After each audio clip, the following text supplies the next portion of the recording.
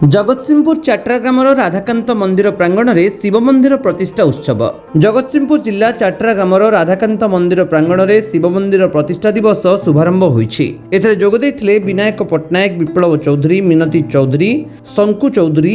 यह कार्यक्रम 3 दिन धरी चलिबो। आज कलश शोभायात्रा रे चाट्राग्रामर 90 रु 100 जन महिला कलश यात्रा जोगदेवा सह ग्रामवासी और सोमनाथ हाटर दुकान बजार सदस्य माने बहुमात्रा जोगदेइथिले। आज प्राय 250 रु 300 लोकंक पई प्रसाद सेवन व्यवस्था करा जायतिला। एही प्रसाद सेवन 3 दिन धरी चलिबो।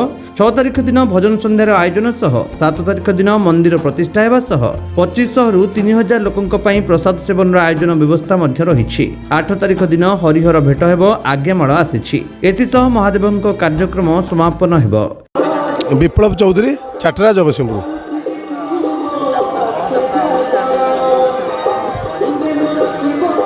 आम गाँ राधाकांत मंदिर प्रांगण में आज नायब सोमनाथ मंदिर प्रतिष्ठा उत्सव आरंभ होईछि। ये ग्रामवासी एवं ग्रामर महिला माने माँ मैंने समस्त सहयोग आज कलश शोभायात्रा आरंभ होईछि। ये कार्यक्रम 3 दिन चलिबो। 7 तारिख दिन मंदिर प्रतिष्ठा हेबो एवं 8 तारिख दिन हरिहर आज्ञामाळ आसी हरिहर भेट हेबो एवं महादीप उठिक ये कार्यक्रम समापन हेबो। समस्त ग्रामवासी माने ये कार्यक्रम में सहयोग करछन्ति। समस्त सहयोग रे ये कार्यक्रम आगु चलछि। आज कलश यात्रा आम गाँव प्राय समस्त महिला माने एथिरे भाग लेथिले। आगे नहीं प्रत्येक दिन आज प्रसाद सेवन प्रत्येक दिन हम।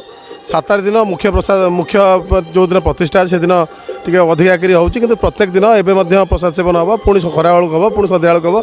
प्रत्येक दिन ग्रामवासी सहयोग में कार्यक्रम चलती। महाप्रभु मुचकुंद सोमनाथ ये कार्यक्रम चलती। नायब सोमनाथ मंदिर आम प्रतिष्ठा होची।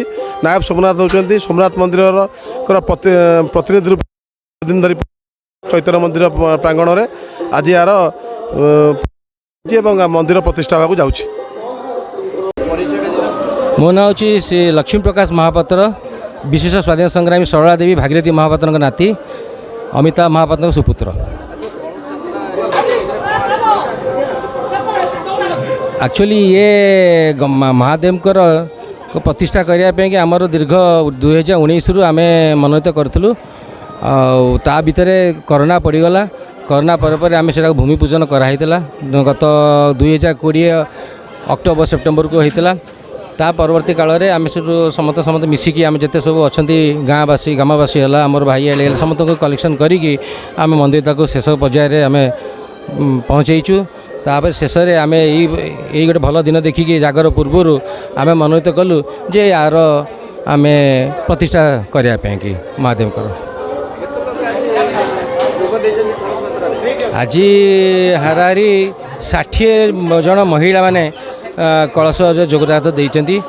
ता पूरा एंटायर ग्रामवासी माने आमर हाटर आमर सोमनाथ हाटर बहुत किसी दुकान बजार जिते सब अच्छे सदस्य वृंद मैंने से आसिक आमर कलश यात्रा जोगदान देइचंती। हाँ, प्रत्येक वर्ष आम एबे गोटे मनोनीत करछु जे प्रत्येक वर्ष यही जागर दिन हरिहर भेट करने आम तो ये हरि अच्छा राधाकांत मंदिर अच्छी, जगन्नाथ महाप्रभु, नित्यानंद महाप्रभु, जगन्नाथ बलभद्र सुभद्रा अच्छा, रामलाला भी अच्छा प्रतिष्ठा अच्छा। तेणु आम एथरक मनोनीत कर प्रत्येक वर्ष जागर दिन हरिहर भेट करने कि यहाँ नुआ गोटे प्रस्ताव आमर कमिटी तरफ आगत कराई। ताहा भी आम पास भी करने योजनाबद्ध भी अच्छु। आज तो कम से कम आज 250-300 लोकंर खाद्यपेय व्यवस्था अच्छी। दिन बेला जलखिया भी अच्छी, तापर संध्या बेले भी खाद्यपेय अच्छी। 7 तारिख दिन आमर जो प्राण प्रतिष्ठा हम से 1200-1500 लोक खाद्यपेय योजनाबद्ध अच्छी। आउ 7-8 तारिख दिन आमर जागर ये हरिहर भेट हम, आउ कीर्तन भी हम। आमर 6 तारिख आसंता काली भी अच्छी, भजन समारोह भी अच्छी आमर। ये भाया कार्यक्रम सब आम ऑलरेडी आम मनोनीत करियछु। मु श्रीकांत चौधरी, चाटरा ग्रामर बासिंदा। आज्ञा ग्राम में आगु श्री राधाकांत मंदिर और श्री चैतन्य देव मंदिर थिला एवं गोटे छोटिया शिव मूर्ति पूजा पाते लिंग पूजा पाते ये हूँ नायब महादेव ना थिला। ତେଣୁ ଆଜି ପୂର୍ଣ୍ଣାଙ୍ଗ ଗୋଟିଏ ମନ୍ଦିର ପ୍ରତିଷ୍ଠା ହୋଇ ଗ୍ରାମବାସୀଙ୍କ ଉଦ୍ୟମ କ୍ରମେ ଗୋଟେ ପୂର୍ଣ୍ଣାଙ୍ଗ ମନ୍ଦିର ପ୍ରତିଷ୍ଠା ହୋଇ ତା'ର ଶୁଭ ଦିଆହେଉଛି।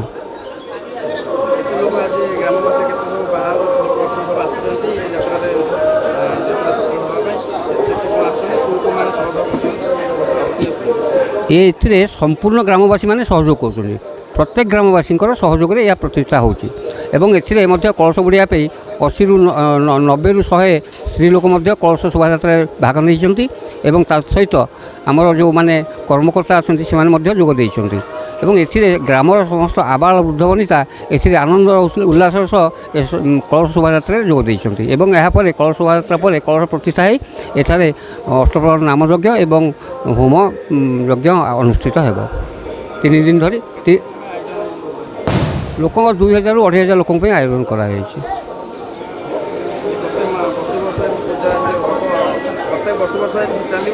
ହଁ ହଁ, ପ୍ରତ୍ୟେକ ବର୍ଷ ଶିବଙ୍କର ଯାହା ପୁଣ୍ୟ ପର୍ବ ରହିଛି, ଯାନିଯାତ୍ରା ରହିଛି, ସବୁଯାକ ଶାସ୍ତ୍ର ମତେ ପାଳନ କରାଯିବ।